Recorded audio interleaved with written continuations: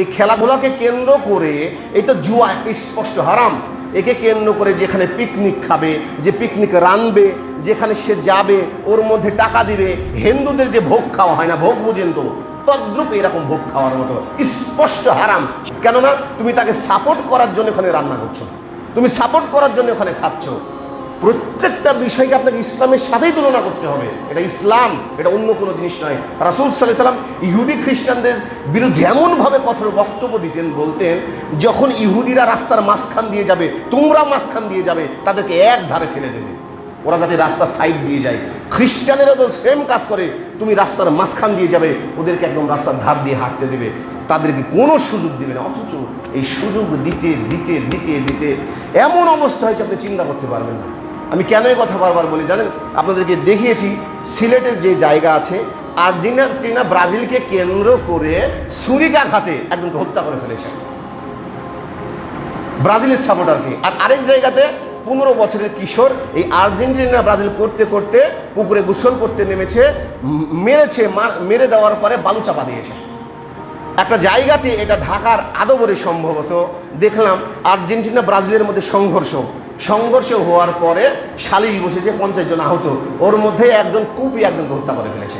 তার মানে বুঝেন, এটা বুঝেন শয়তান চায় যে এইসব নিয়ে আপনারা ব্যস্ত থাকেন, ওখানে তো ভালো কিছু হবে না। আমি দেখেছি আমাদের সাধারণত এই গ্রামে, আমি এই পাড়া কথা ওই পাড়াতে, আমি রাতে ঘুমেছি, এমন ঝাঁকি মানে চিৎকার, পরে শুনছি গন্ডগোল, তারপর শুনছি আরেকদিন গন্ডগোল। এই কি বললাম কি, এখানে যাই থাকবে সেও তো গুনাহগার। আপনি জানেন শয়তান চাই যে এদের জন্য আপনি কান্না করেন, আপনি অবাক হয়ে যাবেন। এক ছেলে বলছে, নাম বলছি না, আল্লাহ আল্লাহ, ব্রাজিল গোলটা দিত, আল্লাহ আল্লাহ, ভাবতে পেরেছেন? চিন্তা করেন, আল্লাহর কাছে ডাকছে, মানে গুয়ের মধ্যে ডুব দিয়ে আমি বলছি পরিষ্কার হবে। আরেকজন বলছে যে আল্লাহ, মিশর খেলছে যেখানে, আমি বলছি স্পষ্ট যে কোনো রাষ্ট্রকে সাপোর্ট করাই বিশ্বকাপে হারাম, সে সৌদি আরব হোক। আরব ওলামের ফতোয়াটা শুনবেন, ফুটবল খেলা যে কোনো দেশে জুয়াটা হারাম। এখন বলছে তারা যে খেলছে, আরে আলেমেরা বলছে হারাম। সৌদি আরবের গ্র্যান্ড রাষ্ট্রীয়ভাবে তারা যায়। কথার কথা আমি বললাম টোটালি খেলা দেখা হারাম, কিন্তু পক্ষ হলে আপনার কিছু হলেও আসতে পারে মুসলমানের দিকে। আমি আগেই বলেছি হারাম, কথা বুঝেন, পক্ষ হলে আসতে পারে মুসলমানের দিকে। আমি শুনলাম মিশর যখন গোল দিয়েছে, আর্জেন্টিনার সাপোর্টারের চোখ দেবে নাকি পানি পড়ছে, চোখ স্তব্ধ, অবাক। চিন্তা করতে পেরেছেন? আর এখনকার মুসলিমরা বলে যে ইসলামের জন্য জীবন দিতে প্রস্তুত। মিথ্যা কথা ডাইরেক্ট। আবু জেহেল যদি সেই সময় থাকতো, আপনারা আবু জেহেলকে সাপোর্ট করতেন 100%। কেন? মোহাম্মদ সাল্লাল্লাহু আলাইহি ওয়াসাল্লামের কেউ ছিল না, একা ওদের মোহাম্মদ পাগল, মোহাম্মদ মূর্খ, আবু জেহেল তো ধনাঢ্যবান ব্যক্তি, আবুল হাব তো কি চেহারা, যেই সৌম্য চেহারার অধিকারী আবু জেহেলকে আপনারা সাপোর্ট করেন 100%। কারণ এখানেও আপনার সাপোর্টটা বিধর্মীর জন্য যায়। তার মানে কি আপনি হচ্ছেন রাসূল সাল্লাল্লাহু আলাইহি ওয়াসাল্লামকে আপনি সাপোর্ট করছেন? অসম্ভব, মিথ্যা কথা। চিন্তা করিয়েন কিয়ামতের ময়দানের দিন আপনাকে হিসাব দেওয়াই লাগবে। এর কারণে অনেকবার আমি বলেছি, অনেকবার নিষেধ করেছে আল্লাহ, বারবার বলছেন পবিত্র কোরআনে সূরা মায়েদার মধ্যে, ইয়া আইয়ুহাল্লাযীনা আমানু লা তাত্তাখিযুল ইয়াহুদা ওয়ান নাসারা আউলিয়া, হে বিশ্বাসীগণ, তোমরা ইহুদি খ্রিস্টানদেরকে বন্ধুরূপে গ্রহণ করবে না, এদেরকে সাপোর্ট করবে না, এদের অনুসরণ করবে না, এরা জাহান্নামের কীট। ওকে যারা সাপোর্ট করবে তারাও জাহান্নামের মধ্যে যাবে। এ কথা আমি বলিনি? ইসলামটা প্রত্যেকটা জিনিসকে ইসলাম দিয়ে আপনাকে চিন্তা করতে হবে।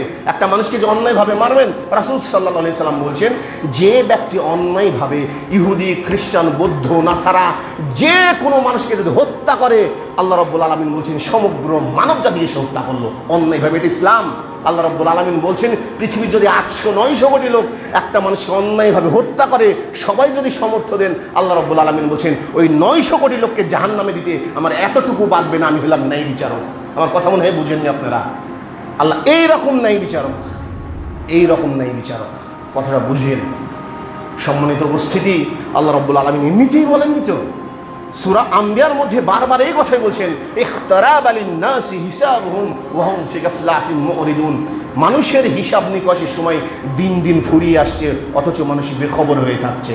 সে মায়াতিহিম মিন যিকরি মির রাব্বিহিম মুহদাসিন ইল্লা আসতামাউহু ওয়া হুম ইয়ালআবুন। তাদের সামনে যখন কোনো ভালো কথা কেউ বলে, তখন তারা খেলার ছলে গ্রহণ করে, মানে কথা শুনবে না, একটুটুক শুনবে না, খেলার ছলে তখন তারা গ্রহণ করবে। আল্লাহ রাব্বুল আলামিন বলছেন এদের জন্য রয়েছে ভয়াবহ শাস্তি। কেন?